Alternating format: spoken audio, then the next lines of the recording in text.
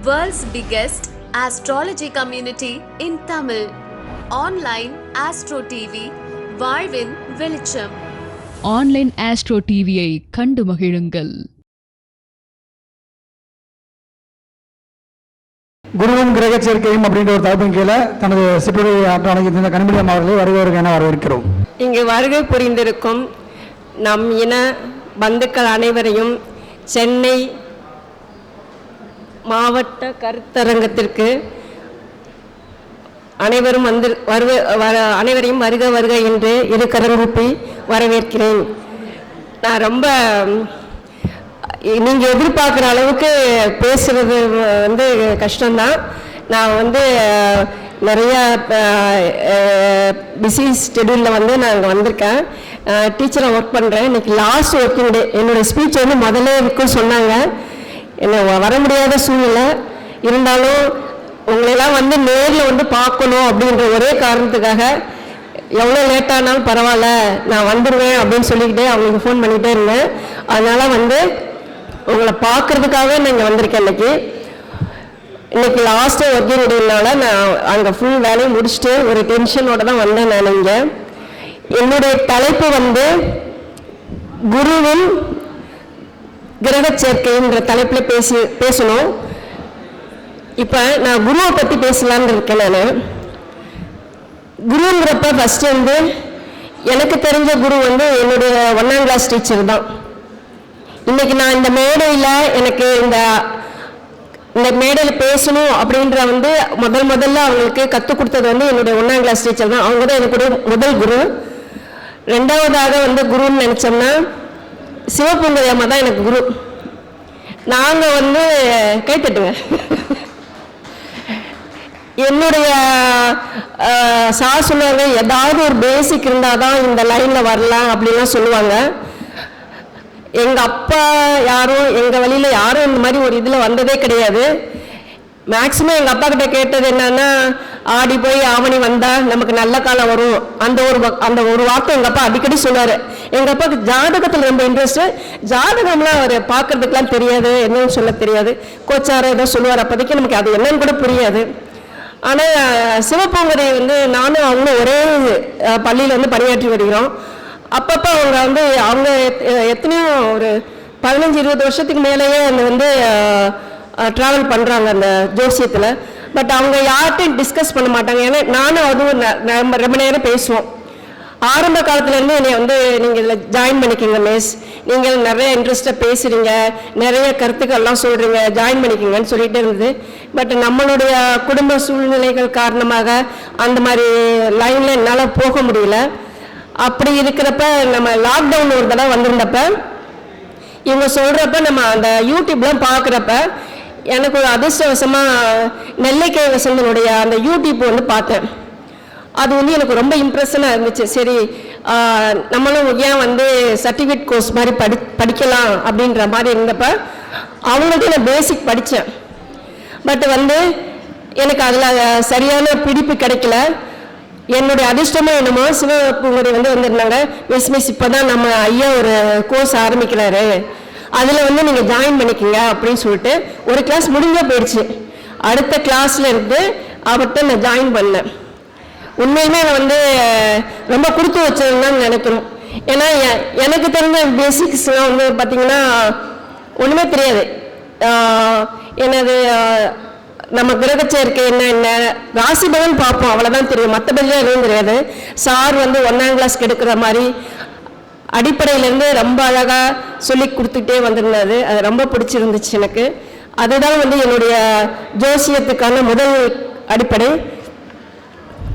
Sir நடக்கிறப்ப சொன்னாங்க, நீங்கள் எதிர்பார்க்குற சார் நிறைய யூடியூப்லாம் பார்த்துருப்பேன், நீங்கள் நோட் எடுங்க எழுதிக்கிங்க சொன்னார். அந்தளவுக்குலாம் நான் எதுவும் ப்ரிப்பேர் பண்ணலை.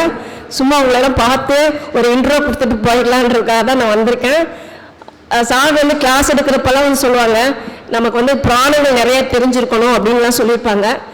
அந்த வகையில் நான் உங்களுக்கு சின்ன ஒரு மகாபாரதத்தில் ஒரு கிளை கதை சொல்கிறேன்.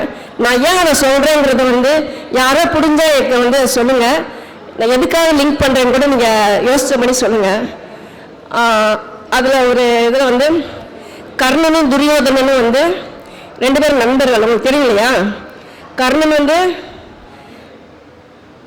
தான பிரபு, துரியோதன் வந்து அரசன். ஒரு நாள் ரொம்ப மழை பெய்யுது, ஒரு வாரமாக நல்லா மழை பெய்யுது. அப்போ ஒரு முதியவர் வந்து துரியோதன்கிட்ட வந்து எனக்கு என் பொண்ணுக்கு கல்யாணம், எனக்கு காஞ்ச விறகு வேணும்னு கேட்குறாரு. துரியோதனும் இவரும் நல்லவன். எல்லாரும் மேலோட்டமாக பார்க்கல துரியோதன் பொல்லாதவான்லாம் சொல்லுவாங்க. துரியோதனுடைய நீங்கள் கர்ணன் படம் பார்த்தீங்கன்னா சொல்லுவாங்க, கர்ணனும் துரியோதனுடைய மனைவி வந்து தாயம் விளையாடுறப்ப அந்த மேகலை வந்து அறுத்துறப்ப அவர் மணிகளை கோர்க்கவா அடுக்கவான்னு கேட்பாரு. அந்த மனசு வந்து எத்தனை பேருக்கு இருக்குன்னு எனக்கும் தெரியல. இதுவரை அந்த மாதிரி ஒரு ஆம்பளையை பார்ப்போமா தெரியல எனக்கு. அந்த மாதிரி அவனும் ரொம்ப நல்லவன் தான். துரியோதனன் வந்து ரொம்ப நல்லவன். அவன் வந்து அந்த பெரியவர் வந்து கேட்ட பிறகு ஐயோ சுற்றி சுற்றி பார்க்குறாரு, எப்படா அவருக்கு ஹெல்ப் பண்ணுறது. அங்கே பார்க்குறாரு, இங்கே பார்க்குறாரு, அவரால் எந்த ஹெல்ப்பும் பண்ண முடியல. ரொம்ப வருத்தத்தோடு வந்து பெரியவர் வேறு ஏதாவது உதவி என்ன சொல்லுங்களேன், நான் உங்களுக்கு ஹெல்ப் பண்ணுறேன்றப்ப அதெல்லாம் ஒன்றும் வேண்டாம், எனக்கு வந்து நாளைக்கு என் பொண்ணு கல்யாணம், காஞ்ச வரைக்கும் தர முடியுமா தர முடியாதான்னு கேட்குறாரு. அவரால் பதில் சொல்ல முடியல. பெரியவர் போயிடுறாரு. இவர் ரொம்ப வருத்தத்தோடு அப்படியே உட்காந்துட்டே இருக்கிறாரு. கொஞ்ச நேரத்தில் பார்த்தா அந்த முதியோர் பெரிய மாட்டு வண்டியில் அந்த காஞ்ச விறகுகளோடு போகிறாரு. இவருக்கு ஒரே அது ஆச்சரியம், எப்படி இந்த மாதிரி நடந்தது. கூப்பிட்றாரு, பெரியவர் இங்கே வாங்க, உங்களுக்கு மட்டும் எப்படி இவ்வளோ விடாத மழையிலையும் உங்களுக்கு காஞ்ச விறகு எப்படி கிடைச்சிது அப்படின்னு கேட்குறப்ப கர்ணர்கிட்ட கேட்டேன், அவர் வந்து எனக்கு காஞ்ச விறகு கொடுத்துட்டாரு அப்படின்னு. காஞ்ச விறகு எப்படி கிடைக்கும் அப்படின்னு கேட்டால், அந்த காலத்துல வீடு கட்டுறப்ப பார்த்தீங்கன்னா ரூஃப்க்கு வந்து உட்டில் தான் போடுவாங்க, மரத்தால் தான் நிறைய ரூஃப் போட்டிருக்காங்க. அப்போ வந்து அது நனையாத விறகு தானே இல்லையா, அந்த ரூஃபை உடச்சி இப்போ தான் நமக்கு வந்து கம்பி போடுறாங்க. அப்போ வந்து எல்லார் வீட்லையும் செட்டிநாடு ஊரில் போய் பார்த்தீங்கன்னா அந்த மாதிரி வீடு நிறைய பார்க்கலாம். உள்ளே ஃபுல்லாக மரக்கட்டை வச்சுருப்பாங்க. அதை உடச்சி அவர் கொடுத்து அனுப்பிச்சிருக்காரு. கர்ணனுக்கு என்ன அப்படின்னா கேட்டால் கொடுத்துருவாரு. அது எந்த வகையில் வந்து தான பிரபு. ஆனால் இன்னொருத்தர் இருக்கிற தர்ம பிரபு கேட்டிருக்கீங்களா? தானத்துக்கும் தர்மத்துக்கு என்ன டிஃப்ரெண்ட்டு யாராவது சொல்லுங்க.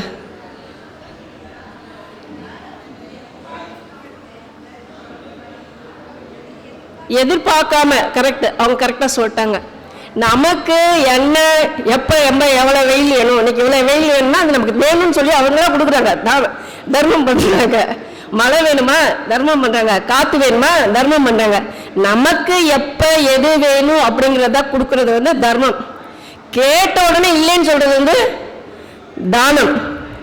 அது ரெண்டுக்கு வித்தியாசம். நான் கொஞ்சம் ஆராய்ச்சி பண்ணேன், சார் ஏன் வந்து தர்மசாஸ்திரா வித்யாலயா வச்சாரு அப்படின்னு பார்க்கலான்னு ஒரு எல்லாம் ஆராய்ச்சி பண்ணாங்க. நம்மளும் எல்லாம் பண்ணுவோமேன்னு பார்த்தா அப்போதான் தெரியுது அவர் வந்து ஏன் அவர் எதுக்கு வச்சாருன்னு தெரியல சார். ஆனால் வந்து எனக்கு தோணுச்சு, நமக்கு எப்பப்போ என்னென்ன தேவையோ, இப்போ என்ன மாதிரிலாம் ஒன்றும் தெரியாதவங்களுக்குலாம் பேசிக் எப்படி கொடுக்கணும், இப்போ நல்லா ஹையர்லாம் படிச்சுட்டு வராங்க அவங்களுக்கு எப்படி கொடுக்கணும்.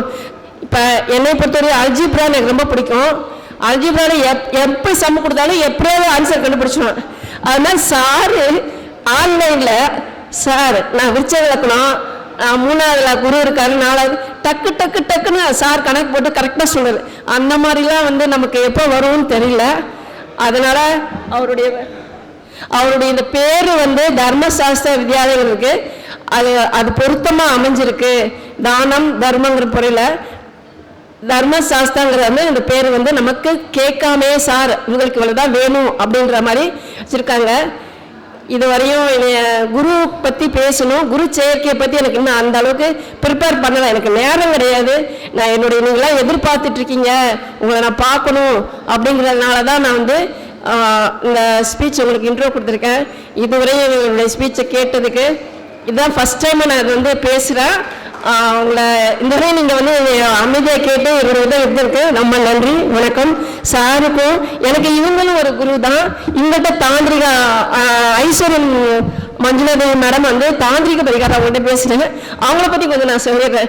ஏன்னா அவங்க கிளாஸில் ரொம்ப அட்டன் பண்ணியிருக்கேன். அப்போ பார்த்தா அவங்கள நாங்களும் வயசானவங்க இல்லையா, அவங்களாம் நீங்கள் நான் சொல்கிறத எழுதுங்க அப்படின்னு சொல்லுவாங்க. அப்போ அது நான் ஒரு டீச்சராக இருந்து அவங்க அந்த மாதிரி சொல்கிறப்ப நான் அந்த மாதிரி நடந்துருப்பேனோ தோணுச்சு. அதனால உங்களுக்கு ரொம்ப நன்றி மேடம். உங்களுக்கு சின்ன ஒரு சால்வை போட்டு கௌரவிக்கிறேன். சார், சென்னை வந்திருக்கீங்க, உங்களை வந்து நான் லேட்டாக வந்து கவனிக்கிறேன். அடுத்த தடவை நாங்கள் முதல்ல நானே வர்றேன்னு நினச்சிக்கிறேன். ஒரு சின்ன ரிக்வஸ்ட்டு, நானும் உங்கள் தர்மசாஸ்திராவில் ஒரு பிரைமரி டீச்சராக வரணும்னு ஆசைப்பட்றேன். என்னுடைய கோரிக்கையை நீங்கள் வச்சுட்டு சென்னை மாவட்டத்துக்கு நான் ஒரு பிரைமரி டீச்சராக வரணும்னு எனக்கு வாழ்த்துறேன் சார்.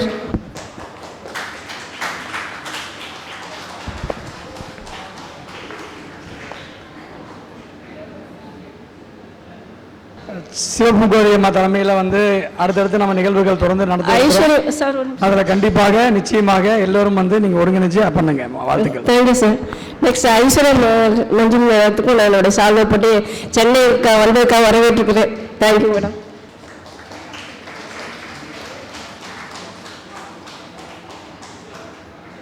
உங்களுக்கும் இந்த நேரத்தில் நாங்கள் சர்டிஃபிகேட் கொடுத்து ஒரு சிறப்பு கௌரவம் செலுத்துகிறோம்.